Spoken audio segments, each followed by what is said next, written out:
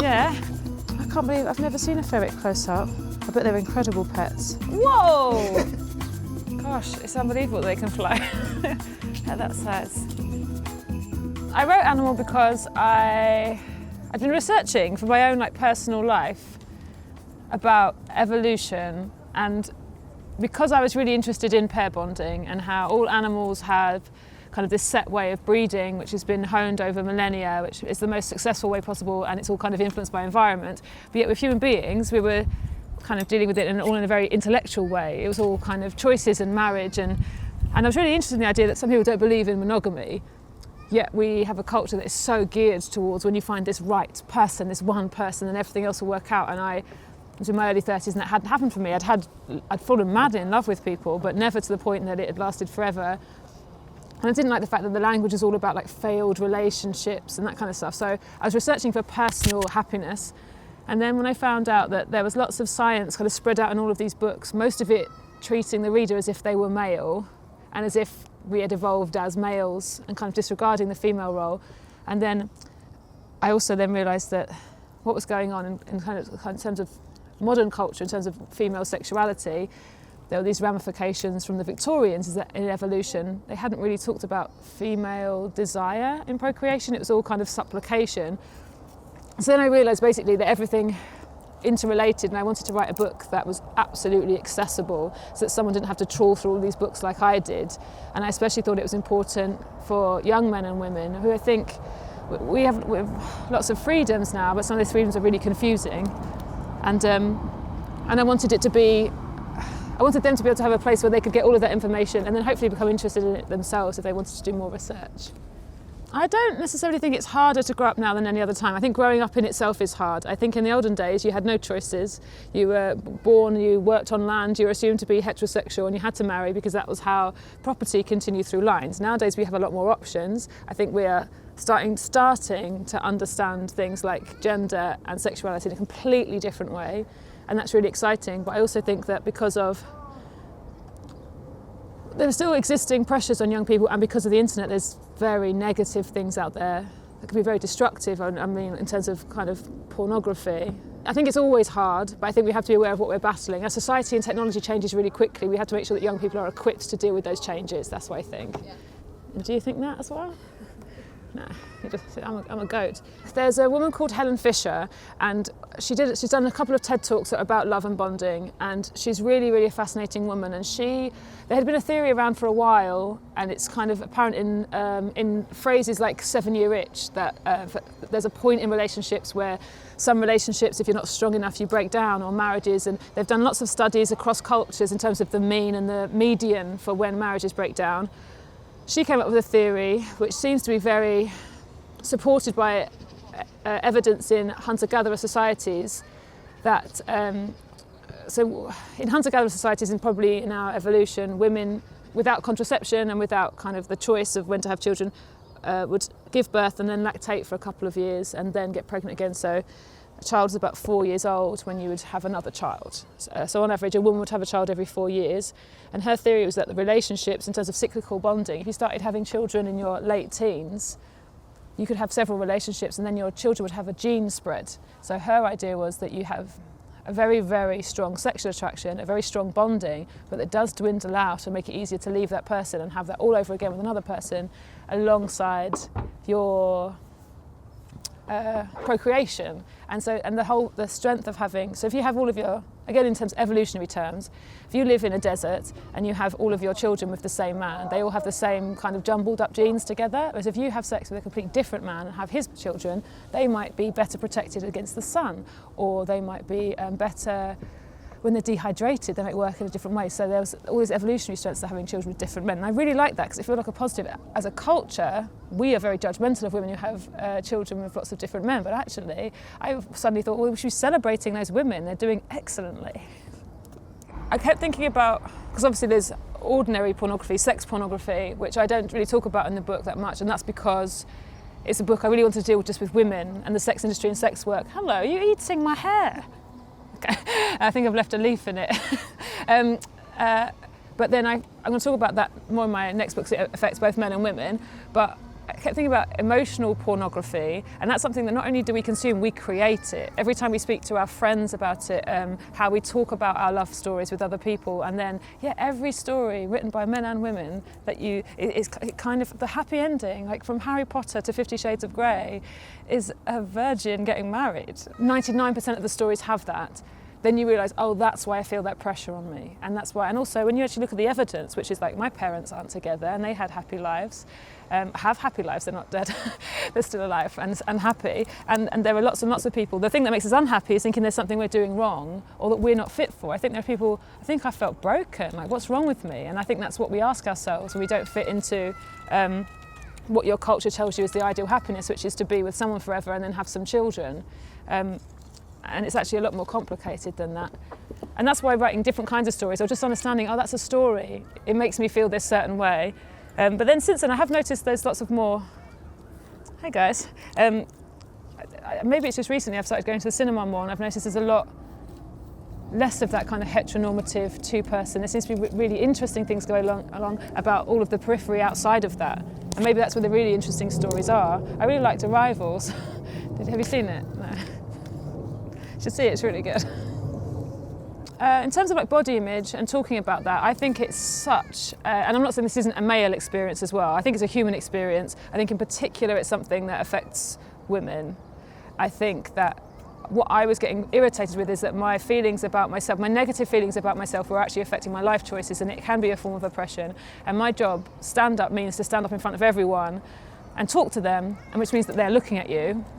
And I do, you dress in a way that means you don't think you look that nice, because my fear was always, if I went out there, I wouldn't want them sitting there thinking, oh God, why is she wearing a skirt? Does she think she's attractive? Do I need to shout at her and tell her that she's not? And actually, in terms of heckles, people always ask with stand-up about heckles, like, oh, what's your best put down? It happens so infrequently, and certainly no one ever actually shouted out, you're fat and ugly. But I was always expecting it, especially at the beginning, and always dressed in like the most invisible way possible. So sometimes people do that in a kind of a uniform, whereas me, it was just that I wear black trousers and Converse trainers and a jumper. And if I've forgotten, so if I've left the house and I've forgotten I've got a gig at the end of the day. So here's a prime example. Today I don't have a gig, I'm going to a lecture, so I'm wearing tights and shoes and a dress, and I wouldn't wear this for a gig in case someone thought I looked nice. And that's terrible. But then on TV, they make you put makeup on and they don't let you not wear makeup, and that's a whole other thing. Because on TV, if you're a woman, you have to be a pretty flower. Like, the boys can wear suits and the girls are there to be like, well, we have to have one now, so at least look bright for us. And then in a way, I got my head around it in terms of, oh, that's someone else's responsibility. Like, yeah, but it's a minefield for all of us. And you get angry because you think, I'm an intelligent woman, why can't I just switch that off? I don't want to care about it. I know that isn't what I'm offering to the human race. But it's an ongoing thing. With the book, lots of people ask me like, oh, so now you're sorted. And you're like, what? No, this is like, it wasn't a self-help book from someone who's worked out what to do. Like, I have no idea. The eating disorder thing and the differences between men and women, the statistics of that, and again, I have to be social all the time. If I was a man who suffered with anorexia, I'd be so annoyed that it's always talked about as a women's disease, and it's not a women's disease. It affects men as well. And young men are getting more and more pressures in that area, and so that's equally concerning. It's not, just because it's less people, it's not less important. What's really interesting in studies they're doing now in terms of male and female brains, so there's two things, there's conditioning and things that are genetic and inborn. So there are certain mental health issues or learning difficulties, so things like ADHD and Asperger's that affect a lot more boys than girls. And the very interesting theory is that there's a female form of autism, which is anorexia, where you don't empathise with the self.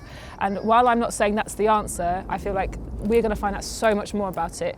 I think, again, culturally, and maybe myself included 5 years ago, we can be really dismissive that it's just a choice of someone who's starving themselves and is silly and who's ignoring hunger, and it's not. It's something much, it's a compulsive thing.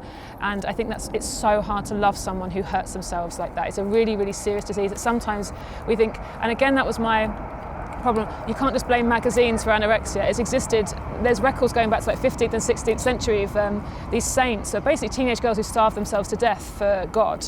And you go, that's anorexia, that's exactly the same thing. There's also a theory that in times of stress, when female human apes wouldn't have wanted to procreate. They would have starved themselves because the menstruation stops and it becomes impossible to have children. And that's another interesting theory, because actually if you're very sad and self-hating, your body then thinks, oh, it's very stressful, the world is very dangerous to us, let's shut this down. And that might be another factor as well. And obviously it's something, that's why it's so important to, in the treatment of it, to be really compassionate towards people.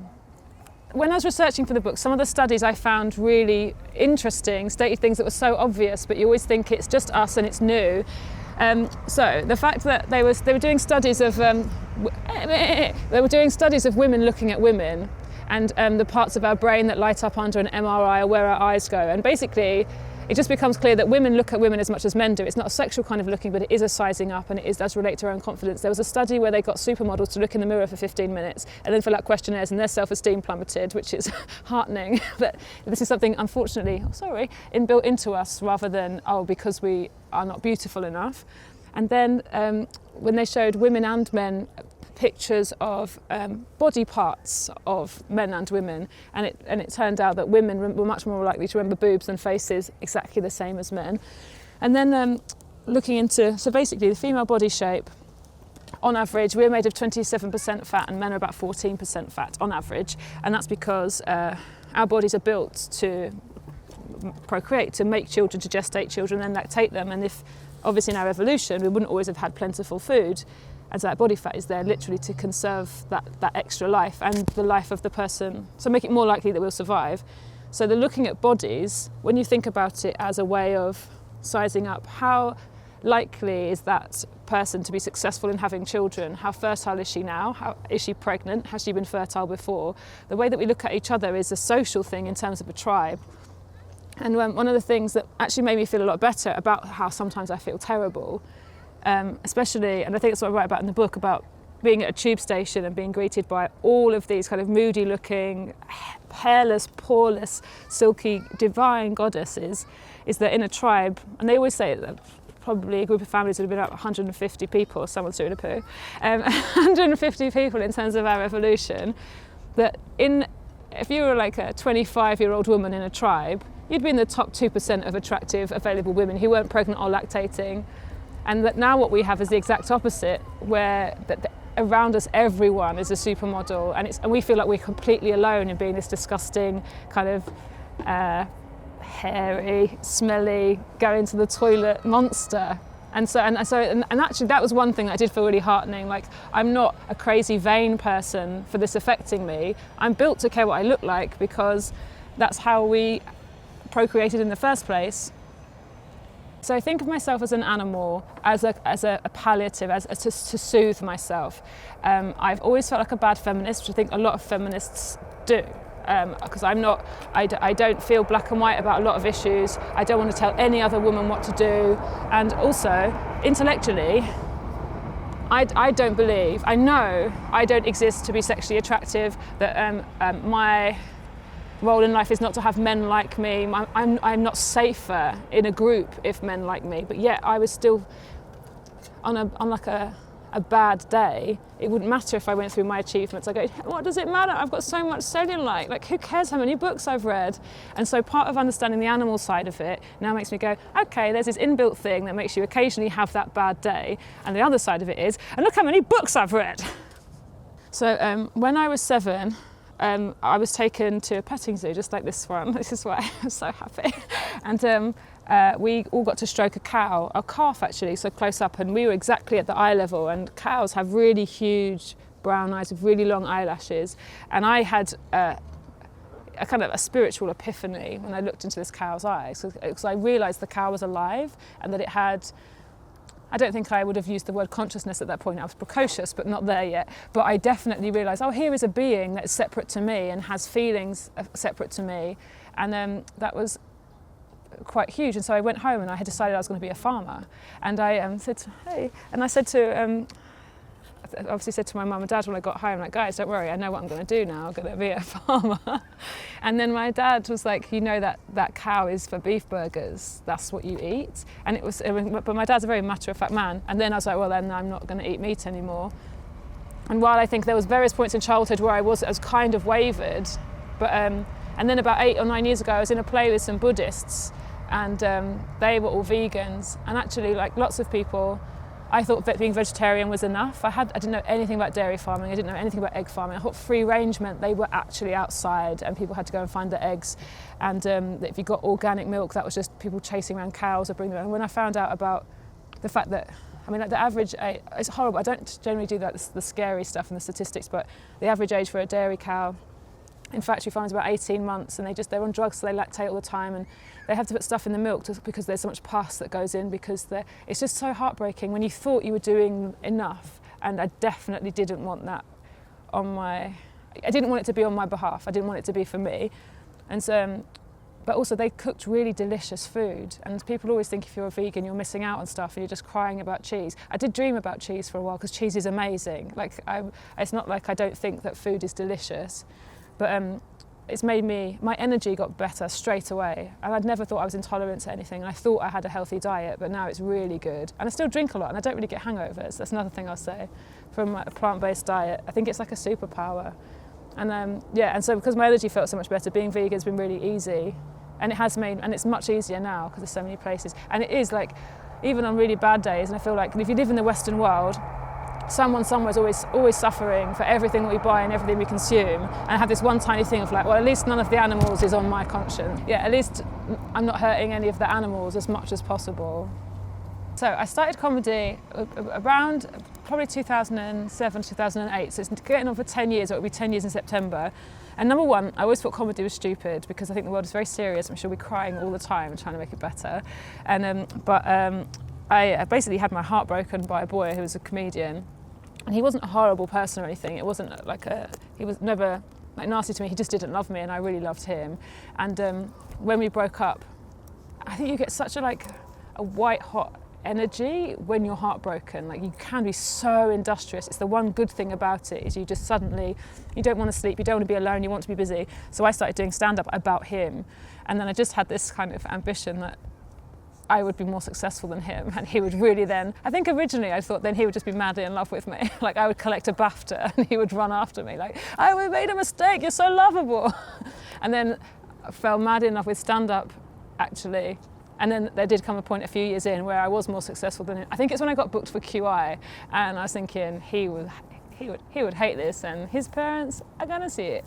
And then I realised also I don't care. I don't care anymore, which is the great thing about being heartbroken, especially once it's happened more than once, is that the fact is you do then know. There comes that brilliant point where you stop the fantasies of, and then I get that phone call and he's like on heroin because he misses me so much. There is a follow-up book I'm researching at the moment, and I want to write about how we evolved to want to have power over other people, because it's really related to economics. It's really related to what's going on in our country and all over the world in terms of immigration or corporations who treat their workers really badly, and how actually we don't see a lot of it and we're kind of complicit and all right with it. But also I wanted to talk about sex work and pornography a lot more, and I got one reader. I know, it's very necessary in this day and age. Lots of the feminism books I've been reading in research, they treat pornography like it's something that only affects women, as in women are abused sometimes in the making of it or taken advantage of, and only women's lives who are damaged by the fact that it exists in terms of if they're heterosexual, their male partners, whereas actually this is a thing that affects everyone. Men make pornography, men are abused in pornography as well. I think lots of things are happening. Rape in prisons to men is a really huge issue that isn't talked about. Sexual offences towards men, by men in the majority, I really feel like, again, it's something that if I was a man now, I'd feel angry about so many things. Why do we still expect men to pay for stuff? And I don't say we as in like us guys, because obviously we don't, but I love the programme First Dates, and they always do a close-up when the man pays the bill, and I want to kick my laptop. I want to kick it. If you out there, if you expect a man to pay for your dinner, I will buy your dinner, I'll buy it. Just keep the receipt and I'll reimburse you. Buy your own dinner. We're giving men really mixed messages. I'm not surprised they're confused with this. I'm not surprised they're confused about feminism, because we're saying we want certain things and then undermining it as well. So I wanted to write about all of that stuff, but again, trying to keep it light-hearted. Look at these guys! I'm going to miss you so much! I'm going to miss you so much.